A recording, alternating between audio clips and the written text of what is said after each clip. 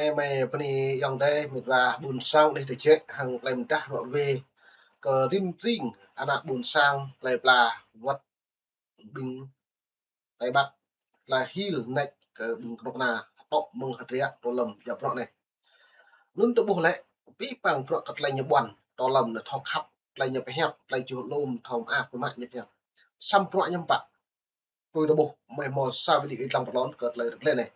nó nhé nhiều hiu mạ cả lại như gió đô nồng độ cồn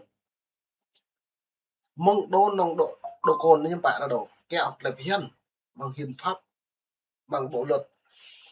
giao thông nhiều độ bề lèn bây giờ gì như mút bằng quán bờ đạp bây giờ gì như mút bằng nút rằng người ngờ sang y trụ nó được cả xong ra đây hết bạn là bố ra nên tầm lệ nhiều mút bằng đi rằng nuôi dây phụ nó đồn nồng độ cồn tầm nhá tập năng quan rằng trong nguy ngờ hoặc ác đặc quan còn kê này lại là xịm lệ bằng sốc đà này như đập cạp một lần này vừa kết như nghe ta nè dù nghe ta nè là như bởi như mạng phượng bây giờ kẹo nó là làm ảo lê tầng tê đã buồn sang tê cả đi cái lưu bê lần thằng mong po đi áp như là mạng thì bởi liền vừa kết như nghe dù nghe nó cả kèng mô prak thì nhiều mạng lại nồng nặng dần giao cướp ban ngày cái ta lại tiếp một nụ buồn sang một vài đến với xem mức các lại video mày đoạn về mày phải hẹp lệ từ đặc mày phải hẹp bạn lưu rằng bôi nhọ rằng nhịp nhạc mịch mạch của mày cái lệ mày xuyên tạc tập năng như lệ mày cái thứ mà ai cắt kép group bao mày chính thức như vậy nên mày màu sao video về ít lăng này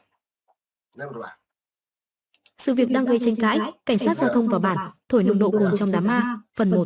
Đấy nhá, giao thông đang đám ma cũng bảo lùi đâu trong này luôn đấy. Cái này có hợp lý không? Người dân đang khổ thế này, bảo tận trong đám ma lùi luôn thế này. Gia đình là Yên Bái, Lào Cai này. Tôi còn đám ma nữa này, người ta chết. Đấy rồi. Thế này cũng phải không nhìn thấy ạ. Ta không phải là hơn bố mà phải bố ta chết thế này. Rồi như ngạm bạn, này là.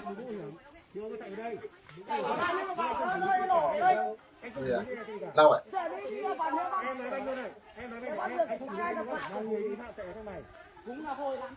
Tôi nghĩ là bột là hết tiếp cả này doan này là nhiều lực nhiều răng rè cái nhiều nó thò liền nhỉ nè nhẹ như cô như bông mà kèm quả như cô như bông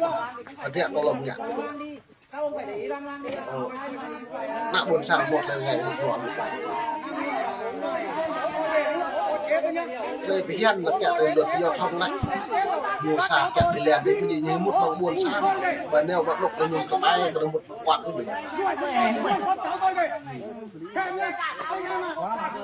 quá đi bộ đi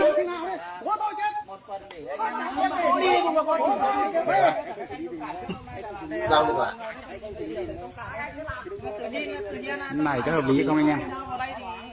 đấy này là một thằng Làm việc thì làm việc chứ, phải lúng chứ, dân lang khổ đây.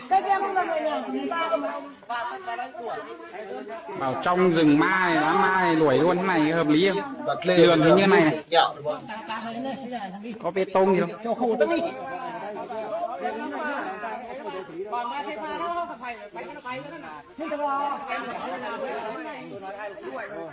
Yang kaprak so này một bây giờ bớt hao mò ta kẹtเป็นcái hiệp ốc cái nhiều ngặt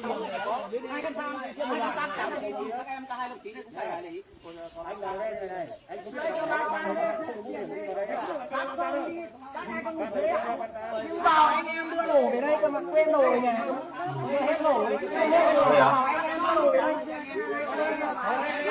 tôi như này chốt ao chu chốt ao cái đồng là càng prime nuôi buồn sạc bây giờ như nó mạm nuôi này một vả đó là mày mò sao video nó về lăng lại la đông này là này một vả ở đây này mình dọn những Ukraine này một về lăng là này này nói chung có cái tôi thấy là cái chuyện lạ, tôi là người dân thôi. bây giờ Nói chung có cái hôm nay anh em tôi lên tới đây và đồng thời phá hết tài sản của là hạ lần này mạ lần là buồn sạc thôi. Cái nhất cái hai là cà phê rồi người ta là nói chung là người dân khổ cực và đói rách lên đây không phải là họ chín nhưng nhà nước lấy phải đền bù thỏa đáng cho người dân muốn làm gì làm, đất nào cũng của nhà nước hết. Đây là mà xe mấy vì chạy rằng lần đây, nhà nước sẽ nhận lại xăm bom mò bồi thường bom mò đền bù nào lại lão này. luật pháp vô đây để giữa hai bên, chúng tôi cũng không cần gì đâu, giữa hai bên cho nó thỏa đáng, rồi muốn làm gì làm. Còn dưới này cà phê nữa nè, tôi quay cho anh em biết và cộng đồng mạng biết luôn. Đây rồi lăng ấy Đó, cho nên nếu hạt lấy tiếp biệt vả nhưng người ngã ta canh tác nếu tơ nuôi gì kẹo được được nuôi mình nấm mạ lục vào mà lần lên nào buồn sang rốt nó liền kẹo buồn sang bởi á thầy tôi ông nào là chủ lực đây, mà ông nào là nhà nước đứng ra để mà giải quyết vụ án này ông tôi lồng cho nhẹ anh gì em à tôi. Đâu phải là tàn sát như kiểu này mà bỏ đâu. Mình cũng phải biết nói đi phải nói lại, mình phải biết, mình cũng phải nói người dân như thế nào cho vừa ý, vậy á rồi đèn cho hoa màu cho người ta. Đây là cao đây, đầy đủ, không thiếu gì hết. Còn dưới kia là tàn sát cà phê cà pháo, mất hết toàn bộ. Tôi muốn làm sao á, luật pháp trên tỉnh mà cộng đồng mạng phải hiểu cho đứa em của tôi. Tàn sát như kiểu này sao mà được.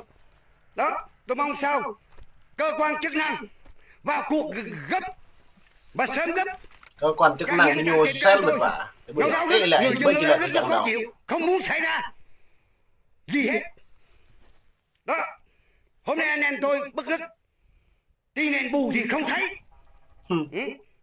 mà cứ suối thằng máy múc đi múc lại. Hôm nay anh em tôi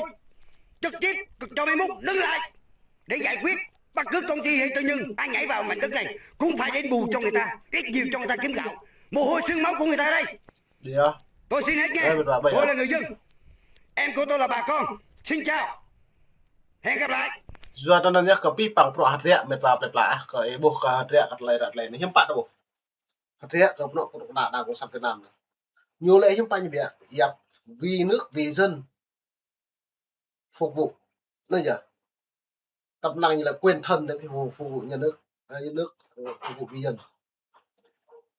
pipang pro cất nhì lép như vậy dân bàn dân kiểm tra dân giám sát đất đai người dân quản lý nên được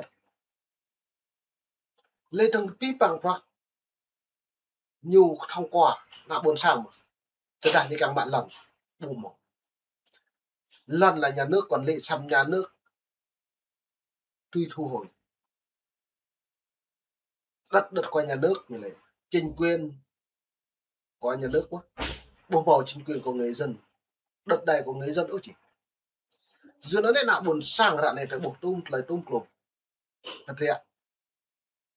ta lời lần là lên đây đâu lên nuôi buồn nào nuôi bố mô cho rỗ nghe một pháp luật của đảng của sản Việt Nam một đây là ngày giờ nó một lần ngày nó muốn bắt việc ví bằng thuật giờ mà cái buồn sang ra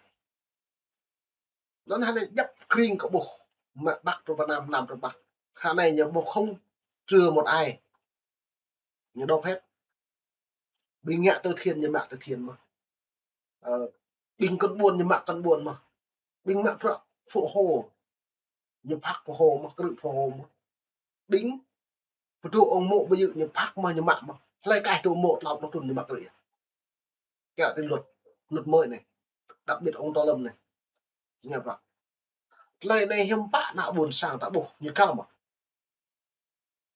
nên từ đã bị bổ ca là bộ đào tạo bộ ca là còn ý bình luận của ít lắm đảng cộng sản Việt Nam này như tiếp theo này